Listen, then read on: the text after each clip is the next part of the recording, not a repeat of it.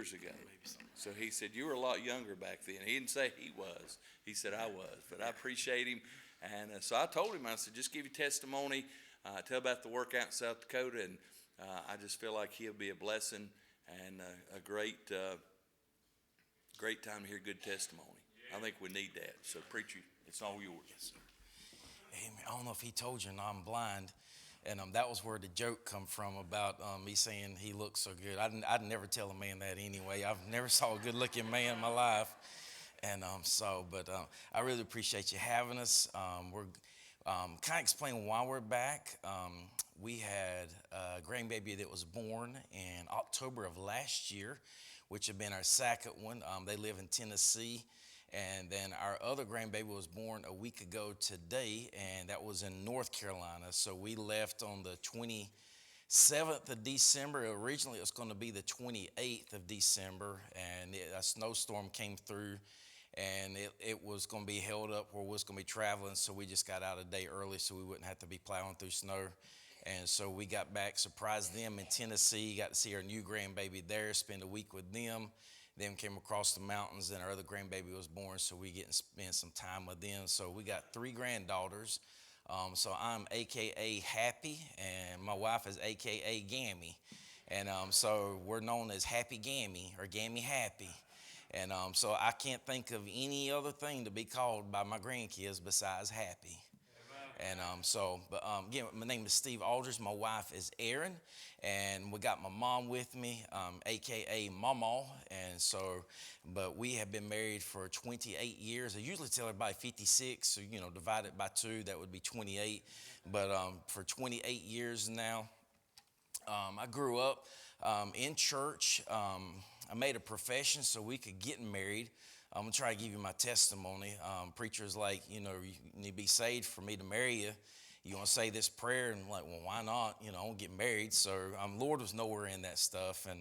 And so I did that, and then just kept being under conviction and dealing with conviction. And about 5 years later, our oldest son was born in 01. Our youngest was born in 02. Then I got saved in the end of 02. And so thank the Lord for that. There was at a watch night service 04, 05. And that's when the Lord started dealing with me about preaching. I ran. I just didn't understand why God wanted to use somebody that was blind. And so I ran for about a year and a half, finally surrendered, and I was like, wow, I'm going to be the only blind preacher in America. And then I met Brother Kurt LeBeau, and I felt really bad after that because he's blind, can read Braille, he can play a piano good, write music, and I was like, well, I'm back being nothing again, so which that's good. And but I love Brother Kurt LeBeau, and so I love missions. I said I'd never fly. Our church went out to Idaho, and I begged them to take the bus, and they refused. And so I had to really chomp my pride. If I wanted to ever do anything, I had to get over some things. And so I usually tell everybody, if you live in your comfort zone, you'll never serve God. You have to get out of your comfort zone to serve God, and because as long as you're comfortable, you're living in your own ability. So you got to get out of that. And I just say this for myself: it is very easy for a blind person to impress you, but that does not mean that it impresses God. And so I had to get out of what impressed you and get into where I pleased Him, and that was very uncomfortable for me. And so we flew to Idaho, and then I had an opportunity to fly to Honduras, and so I went down there maybe about 2016. Went without my wife and our kids, and so that was it was great, but it was terrifying at times because the young boy I was with was out of a boys' home. And quick story, I was walking with him in fellowship. Paul, my hand was on his shoulder, and he just disappeared. He fell, and I'm like, oh, he's going to kill me when I'm out there. I'll never come back home from Honduras. But we went, and I thank the Lord for that. And just being able to get away, being in a foreign country, and just begging God to do something with my life. And we went to Maine. We really thought maybe that might work. That didn't work. And, just then back in, I'm trying to think of around Thanksgiving 2018, had an evangelist says, hey, I'm going to South Dakota in January. You want to go? I'm like, well, South Dakota, January, why not? So he said, you need boots. I went to Walmart, got me some of them little teeny shoe boots. I didn't know what I was doing. He said, you need long sleeves. I went through the thrift store and got me some. He said, you need I can't say toboggan up there because they want to know why I wear a sled on my head up there. And so I had to get a ski mask, and I thought I was ready, and it was like 40 degrees when we got up there. So it was like weird. And so we went up there. We went to Watertown, Upper Midwest Evangelistic Meeting, or not evangelist, break a preacher fellowship. Went to Sioux Falls, helped Brother James Ruttman there. I'm sweeping. The other missionary, he was mudding, and the evangelist was outside sleeping. So I love always telling that story. I'm not going to tell you the preacher's name, but he's AKA known as Nemo, if you know who I'm talking about. And but I always got nicknames for everybody. But then we went out to Pequanna. The evangelist preached a meeting out there. Went into Minnesota. And then we flew back, and then I got a text saying that the pastor there at the church where we're at now, he's resigned. Would you be willing to go?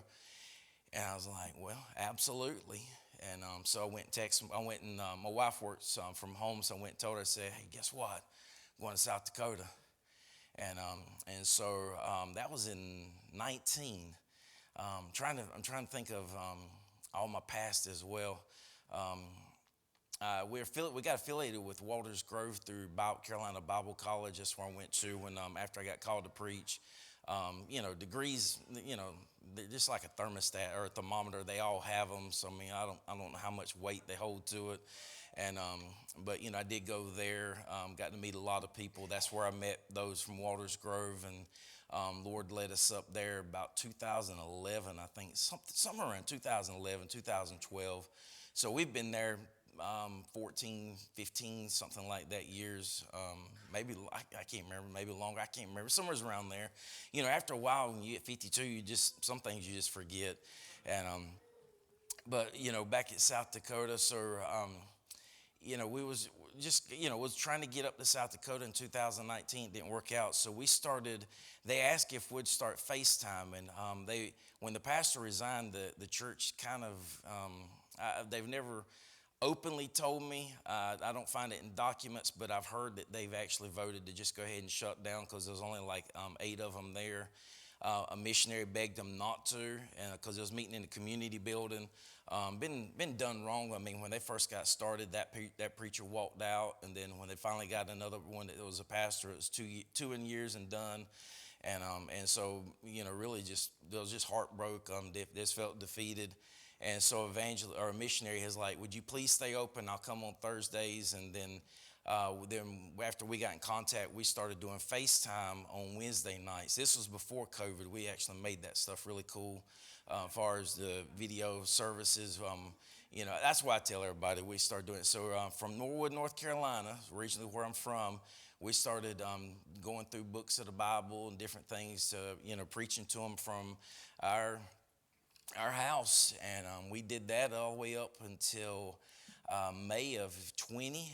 They asked us if we could, then it worked out that we could go up there, so we candidated Sunday, Monday, Tuesday, Wednesday, just like a mini revival. Then 3 families, they brought us in. And real quick, our church is kind of like me, just great personality, a lot of humor, loves the Lord. I was eating a meal with them. I'm like really selective at my meal. And stuff was crunching, and I got really scared. And so I was like, okay, found out it's corn, and it was kind of spicy. And I got through, and I was like, so what kind of meat was that? And the lady was like, well, hold on. And she comes back, and she lays a rattlesnake hide across the table. And I'm thinking, dear Lord, no, I did not just do this. And she laughed. She said, no, it was beef. I just wanted to let you see what a rattlesnake hide felt like. I was like, all right, I love y'all, So we get along really good. And so we got back. They voted us in on May 31st. We joined Prayer Baptist Missions on June the 2nd. This is during COVID. We filled up a calendar in 2 weeks, and we was full from June all the way up until August. And then we left on August the 16th from Walters Grove. That was our sending service. We pulled in on August the 18th of 20, and we've been there since then. When we first got there, we were in a community building in Pequanna. South Dakota is really unique. I know y'all have heard a lot about South Dakota. Our town is 230 people. You could put our entire town inside this church. There's a town there, maybe an hour and a half, called Draper. It's a population of 47. Imagine that's probably a little smaller than your choir. So I want you to think about something real quick. I hope it's okay if I do this, Bree. If you sing in the choir, would you raise your hand real quick? I can't see you, so don't wave at me. No. Now, those of you who do not sing in the choir, I want you to look around. There's a lot of people that say they're not worth going to because these towns cannot get a preacher. So those of you who raise your hand, Draper never had a preacher. Nobody will go to it. And that's why, because the size of that, I've been asked two main questions. How long are you going to stay? Because people leave so much. And the other one is why will nobody come? Are we not big enough? Do we not offer enough? Because there's so many preachers, they're waiting for the next 200 member church that they can pastor. They're waiting for something spectacular. You're not going to be getting shouted out when you're preaching. You're not going to be having people running the aisle unless they got a vole chasing them, because that did happen in our church. She come running up the middle of the aisle. It's chasing me, and I wish we had it on video, but we don't. And that's part of it. So, I'm trying. I know I'm getting rambling, so y'all forgive me. Y'all know what my wife has to go through, and but it was in the community building. We immediately started walking over to the Catholic church building in our town. It was empty, and we'd go out there at night. And I do try to be very respectful, so I didn't want nobody seeing us over there. And so we'd go out and sit on the front steps. We'd start praying, and I'm just asking, Lord, give us the building. It's basically right in the middle of town. It was a half a block from where we live at. We bought a house. I'm getting way ahead of myself. It's like 3 doors down from it. But we started praying.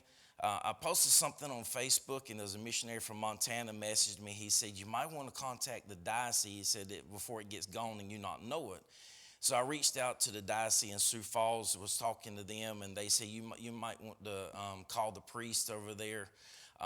Where we're at, the priests have to share, where they split churches. So as small as we are, they have to go to the town east of us, and that would be in Kimball. And he also preaches at the town, whatever they do. I wouldn't call it preaching, but whatever they do in the town west of us, which is called Chamberlain, right at the river on I-90. And so that was what squeezed out Pequanna, is because of the size, and they was putting them to a place. And so I called him. I told him who I was. I told him we've been going there praying. He got really upset, and he said, what does your prayers consist of? And I was, I'm not great with first impressions. Y'all have learned that. And I said, I'm praying that God will give us the building. I don't, it ain't no point in telling them we're over there playing Cracker Jacks or something. So I said, I'm praying that God will give us the building. And he told us not to go back anymore. He said, call me in a month, because under Catholic religion, you have to, the members of the church have to decide what happens to the building. The priest or the diocese does not make that decision. So that night we was back over there praying, even though he told us not to. First time I ever heard coyotes yap was sitting on the steps of the church praying. We've been over there praying when there was snow on the ground. That's just, when we could go. And so a month later, this would have probably been maybe November, we decided to go down to Kimball, over to Kimball, speak to him. Very, very, very offended. And I don't mean it in a bad way. I just told him, I said, he said, can I help you? I said, yes, sir. I spoke to you on the phone the other day, and the lady with him was like, Father, really upset with me. And he got upset, and I told him, I said, where I'm from, that is very, very highly respectful for me to call you sir. And I said, I don't mean anything by it. And he's like, I remember you. And I said, I just want you to see me. I'm real. He said, you're a Jehovah's Witness. Just kept talking. I told him I wasn't. And, then he called me Jehovah's Witness again. And I was like, no, sir, I'm not a Jehovah's Witness. And he was like, what are you? I said, well, I'm saved. I'm God-called preacher, and I attend an independent Baptist church. And he said, well, it's the same thing. And so then he told me, he said, you'll never get that church building. And he said, I wouldn't sell it to my enemies. He said, and the building's no good. And that was in November. In January, a lady, I'm not gonna call her name or anything, but a lady from the area, she calls me. She says, "Are you still interested in the building?" I said, "Absolutely." And I said, "Is it going to be coming up for sale?" She said, "I think, but just I'm not really sure when." She said, "What are you going to do with it?" And I was like, "Well, Sunday school, Sunday morning, Sunday night, Wednesday night, Bible school, revivals, whatever we can do." She said, "Are you going to tear the building down?" I was like, "Absolutely not." She said, "That's all I wanted to know." And so everything kind of went quiet. We didn't really hear anymore. I got kind of impatient, started calling the diocese. He said, he's just straight up, he said, "We can't sell it to anybody except a church." He said, "A hunting club can't get it. Nobody else can get it. It has to go to a church." He said, "So you're all right. Don't worry that it's going to get sold out on you." They was actually being honest with me. And so we had a day in Pequanna as an anniversary day. They asked me to preach at it. Had about 70 people to show up at an outdoor service there in Pequanna, and I got to preach the gospel to them. We was sitting down, and you know who sits in front of us is the very lady that I spoke to. And she realized who we were. I realized who she was. I said, "We spoke." She said, "We did." I said, "What about the church?" She said, "Oh, the priest wound up getting Alzheimer's, and so he had to go back to the country he's from. The man who told me that we cannot get the building, God took his mind." And so they got a new priest in. That was in September. I got a phone call in November from the attorney there in Chamberlain that attends the Catholic Church, and he said, "If you want the building, it's yours." And so we had just had a family of 5 to leave us. We just got dropped down to, counting me and my wife, 5 people. And so, the man in our church, he had grabbed me after that other family left. He said, "Don't you walk out on us." I'm going to say this real quick. That's a shame that people in places in the United States have to live like that. That they're afraid that as small as they are, that preachers are going to walk out on them because they still want something big. And so I told him, I said, "Bro, I ain't going nowhere. We're homeless. We ain't got nowhere to go. Our kids took our house from us," which was, when my mom's blind, and my dad had passed away in May before we moved up there. And so they were living in the house that we were living in. Well, I can't go back and say, "Okay, I'm coming back, I'm going to rule the roost," and, it don't work like that. And so, but I'm trying to get my mind back in order. So we tried to merge 2 churches together. So I told the lawyer, I said, just wait for a minute. And he said, "Well, there ain't nothing I can do." He said, "Because you're the only person I was told to talk to." So don't forget, I was told I can't have this building. And I'm the only person that he can talk to. That's only God can do that. And so it fell through, and so we made an offer, and the lawyer told me, he said, "Stone off our lot." And so remember, he told me you cannot have this building in November of 20. In May of 22, we closed on it for $8,500. 2,200 square foot upstairs and 2,200 square foot full basement downstairs. Then we got approved the Jehovah Jireh grant for $50,000 to remodel the church building. And so we've got that. We've got the majority of it done. On our back wall behind the pulpit, we got that vinyl siding, looks like a stone with a big cross on the LED. My wife would turn that thing on. They say it's beautiful inside. Recarpeted it. They changed the windows. They said the only stipulation was you can't have alcohol, so we had to go in there and get rid of their communion bottles because they was alcoholics. So since we can't have it, we got rid of their stuff, and then they said that we want our windows, and I'm thinking, wow, that's going to cost way more than what I've got. And they said, "But we'll pay to have the windows removed." They paid $45,000 to remove their stained glass windows, but let us have the building for $8,500. But we've been there in that building for about 4 years now. I write a column in Central Dakota Times. It's a newspaper company in our county. The county is Brule County, population of about 5,000 people. And so I write a newspaper column just to share some of the stuff I do write. We're predominant Catholic and Lutheran, so I wrote one at Christmas, "Hello, I am from Amazon." And what the story was that at Christmas, do you talk about the Amazon deliverer, or do you talk about the gift that you got? Because it's not about the one who delivered the gift, which is Jesus. It's about the gift that was delivered, Jesus. And that was the illustration that I was given. The one that just has come out yesterday, it was about Judas. He did partake of the Lord's Supper, but he did not go to heaven. And so that was, I wrote one on that. We had back in South Dakota, we had the abortion stuff in the last election. So for a whole month, I wrote on abortion. I've never been chastised, never. I've wrote one on being stuck in first gear. I was riding with a friend that had a Trans Am souped up for drag racing. The transmission was messed up, and he revved up fast and slowed down quick. He never could top out about 55 until he got transmission rebuilt. And so I wrote one on being stuck in first gear. A lot of Christians they rev up quick and they sound good, but they don't top out. True story, when I went out there the first time, we ran off the interstate running 80, come back on the road, car went into a skid, and I'm picturing us hitting oak trees and all kinds of stuff, and I'm like, man, Lord, you brought me out here to die. And I wrote a column on that, which is absolutely true. He did take me to South Dakota to die. It was tied to myself.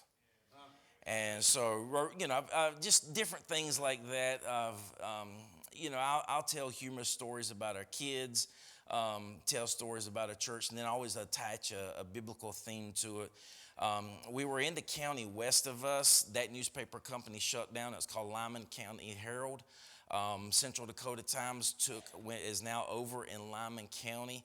Just keep that in mind, because I'm fixing to tell you some great things. So now I'm in Lyman County not once a month, but I'm over there every week now, which this is a population of 4,000 people. This is also this whole county does not have a hospital. They're so poor. When you leave us and you cross the Missouri River, you'll go about 205 miles before you get to Box Elder, which is where Ellsworth Air Force Base is located.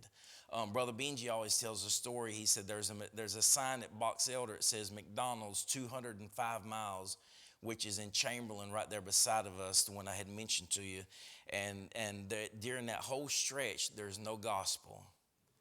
Now, do you know of a road in Virginia, North Carolina, Tennessee, Alabama, South Carolina, Georgia, or Florida that you can travel 300 miles with no gospel? Or not 300 miles, 3 hours with no gospel. And that's South Dakota. And so thank the Lord, that is not necessarily the case anymore. Right after we got there, me and my wife went into Murdo and saturated Murdo with another help from a missionary family. We didn't get to get about there. The next year, my wife had fell on some ice, shattered her kneecap. Our grandbaby come. Our other son was getting married. But during that time, Brother Benji went into a town called Presho, which is the town seat of Lyman County. There's some people there that was wanting a Bible study, and he came in contact with them. So there's been a Bible study in Lyman County since then. He does his tent meeting. We go out there, we participate. I've preached in the tent meeting. Me and him are rotating services there on Thursday for the Bible study in Presho. This is 40 minutes west of us. And so we've been doing that. He told me a couple of months ago that he was going to turn that over to us full time.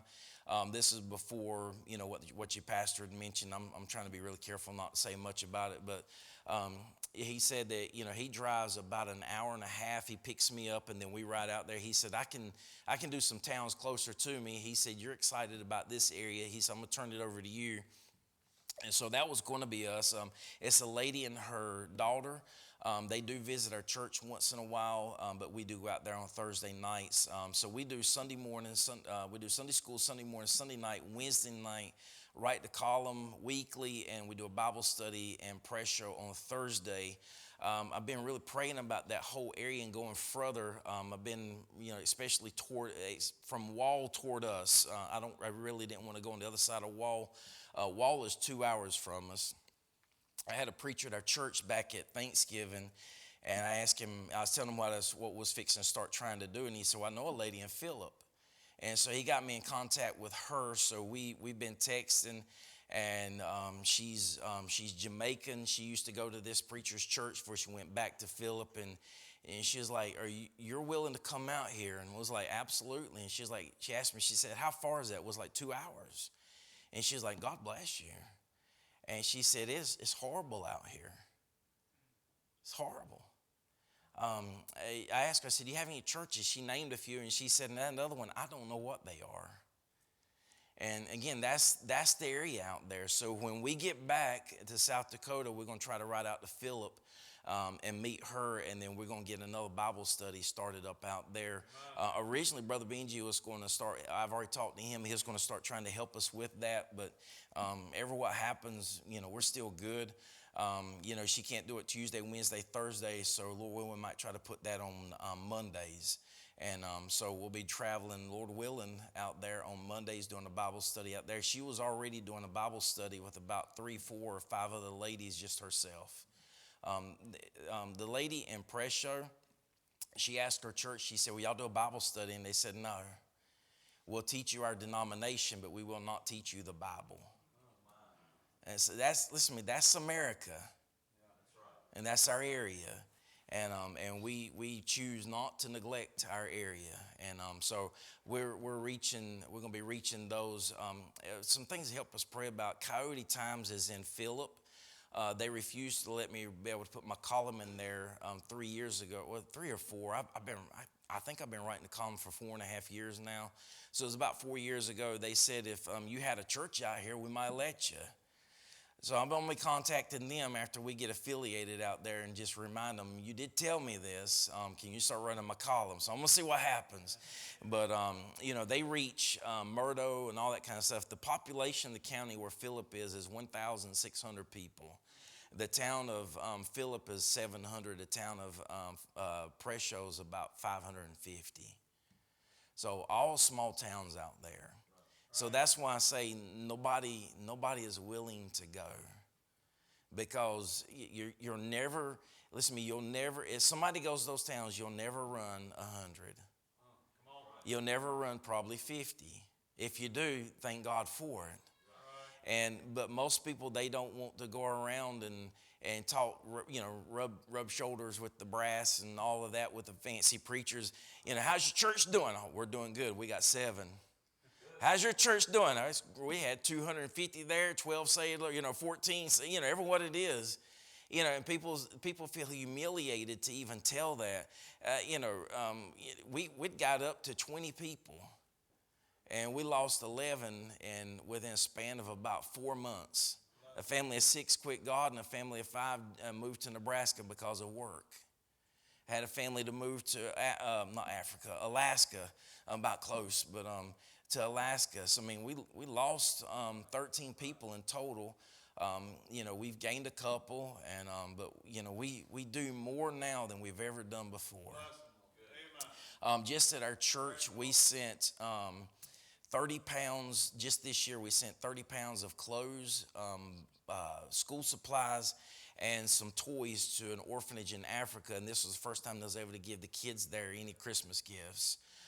We sent, I'm not going to give you a dollar amount, we sent a significant amount of stuff to Pine Ridge Reservation, which is the worst one in the United States, which is in the southwest part of South Dakota. The missionary that took that work, he actually met the preacher that used to be there at our church. Our church got those two connected. And so, there's just so many things that has took place just throughout our church. And, we support missionaries like you do. We since we're small, I mentioned we got 5. I mention their names every Sunday, every Wednesday. Man, I hope I don't get myself in trouble. So when we bought the building, and am I going to get in trouble if I tell some things, brother? Am I good? All right. we took their confessional and put bathrooms in it at the church. They didn't have no bathrooms upstairs, and the bathroom they had downstairs, the plumbing was in the floor, and they took one commode that used to be there, and they took it out and put like a coffee lid and poured concrete over it. Well, that concrete seeped down in that cast iron pipe and clogged up the other one. You plunge it and it came out the sink and into the ceiling, and and I was like, okay, we got to get a bathroom. But we had to be careful, because when all that stuff starts flowing downhill into the floor of the basement, it's going to be a volcano if you ain't careful. And we had to get all this work done when we first bought that place. And nobody wanted to use the bathroom at our church because the dungeon, the basement wasn't fixed, and so we was able to get the family that's at Pine Ridge was the one that was actually working on our church, and so we took the closet, extended it back into the confessional. Then we put a handicap bathroom in the confessional, and then we got a ladies' bathroom. We took their, I don't know what you call it. I call it the peekaboo board. If you know what I'm talking about, where they hide behind it and they got that little peephole through it and everything. We took that and we put that over in the corner over on the right side, and it had a big board on it. And so we put a pegboard on it, and we got a world map on it. And so every missionary that we support, we have this little peg that sticks into the country, location, and then it's got their picture hanging from it. Because they're people. They're not just names, they're actual people. And so when if you come in our church, you're going to see the actual person that we support, not just hear a name. You'll actually see the faces of them. And so we've got that in our church. Somebody gave us a baptistry. We've got our basement somewhat fixed now. We've got a camper hookup at our church. We got a room at our church, shower, washer, dryer. We host missionaries as they travel through. Some of them that go out to Wyoming, they'll park the camper at our church. Different things. They have, Brother Benji, he had a place he preached for me. He's filling in. He's supposed to fill in for me on the 25th. And I already told him, I said, if you can't, I'll get you covered. Don't worry about that. That's first out there. So he was like, you got a place I can rest? I said, absolutely. Go downstairs, lay down. I mean, it's cut the heat up, whatever you got to do. And we took the linen room, or what you call it, the priest linen room, and turned that into my office. Got nice curtains hanging up in there. I'm talking about nice. I'm talking about like buffalo and deer and everything else on there. Bald eagles on there, and so it's nice. I'll share one little thing that happened out there. Just to give you one little quick message nugget. A lady in our church, her brother went missing about a year and a half. Was up there. He went missing in the river. They found him 3 days later. Preached his funeral, and then her mom passed away the very month. And so I preached her funeral. Family's just went through a lot. And her other brother, he already told me, he said, I'm gonna take you deer hunting. And I'm up for it. And so we used a Tacticom cam and all that. So we went deer hunting, and if you ask me how I shot it, it was not by sight. It was completely by faith. And this is how we have operated since we've been in South Dakota. So we practice. He's got a chair that he uses for kids, and so don't nobody shoot me. I'm doing it, so I know I'm in North Carolina. And so I'm mounted up, and he'll say, all right, go 2 inches left. So I'd move my chair 2 inches left. He's all right, 1 inch down. So I'd pressure up, and then he'd say, all right, he'd say whatever, and he'd say now, and I'd pull the trigger. My crosshairs never jumped, so we went hunting, and he gave me all the directions, and it had a suppressor. I hear pop and thump, greatest sound when you hit your deer, and you'll never be able to walk by faith if you're not obedient. And everything that we've done has been completely by faith. Same as I shot my deer.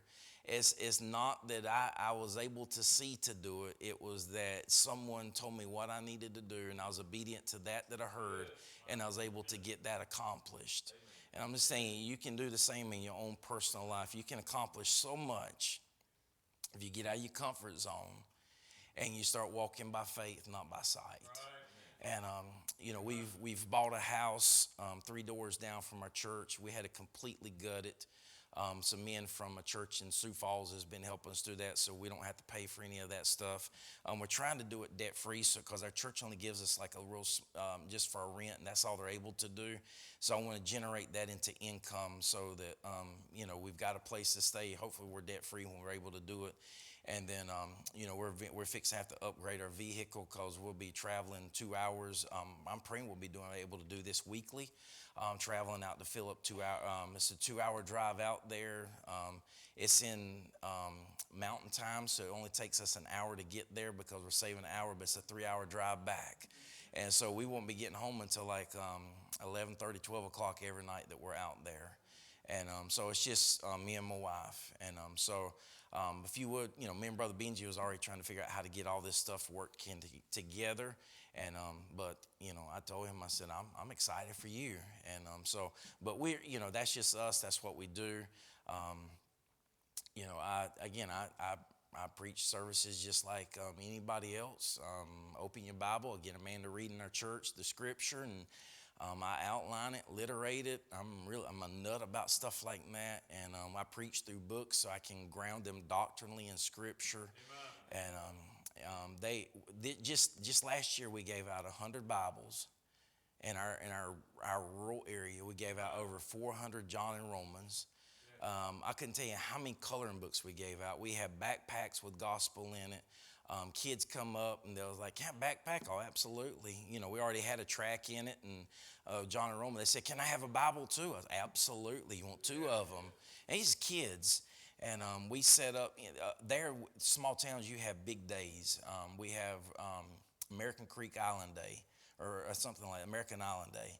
And you'll have probably about 4,000 people come in. We gave out, I think, 50 Bibles just that day. We set up in other towns, and when they have big events and people come. So we're going to be doing that next year. My office, you don't see it. There's boxes of Bibles everywhere, and I'm not upset about it. It's just stuff we got to do. We got to give that stuff out and get the gospel out to people. The column, I want to get that expanded. I have people coming up to me that I don't even know. They said, "I know you." I'm like, "I'm sorry," and it's like, "You write in you write something in the newspaper." Like, "Yes, I do." And it's like, "Well, I read it every week." Listen to me, all different denominations, they read that stuff, and I don't cut any corners. I mean, I'm gracious, but I'm straight. One more that I wrote, or 2 of them. I said, "Would you trust a carpenter that believes a foot is 14 inches or 9 inches? Do not trust a preacher that does not believe the Bible." And I wrote another one about the ordinances in town that you have to have you cannot put a house but so many feet from the street. My opinion does not matter. What matters is what's written, and that is that you have to be so many feet from it. And I said, your opinion does not matter when it comes to the Bible. What matters is what it says. And so I write columns on stuff like that all the time just to get the truth out to people. And so if you would, you just pray for us. We'll be definitely praying for y'all. And I'm trying to think of anything else. My mind is fried now. And but I'm thankful for my wife. She does all the driving. And so many come back because their wife won't let them stay on the field. And so we've been there for 5.5 years now. I am the longest our church has had, and I'm the second longest right now that our county has got. The E-Free Church, the preacher there has been longer than me, and that's the only other preacher in our county that's been there longer than me right now. So that's what it's like. 2 years, and most people are gone. So, but if you would, you pray for us, and thank you so much. Thank you, preacher.